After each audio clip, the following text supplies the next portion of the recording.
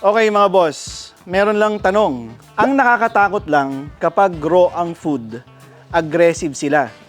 Kapag umatake yan, ilalapain ka talaga.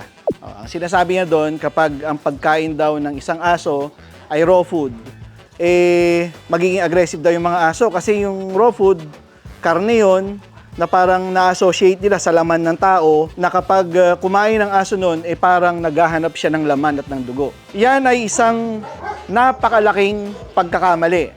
Example, ayan si Kim. Hindi naman ako kinakagat.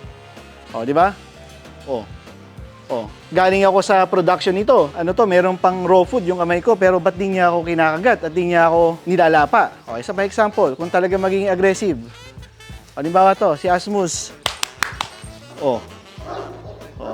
Diba? Aggressive. Eto, hindi aggressive ang tawag dito. Ang tawag dito, saltik.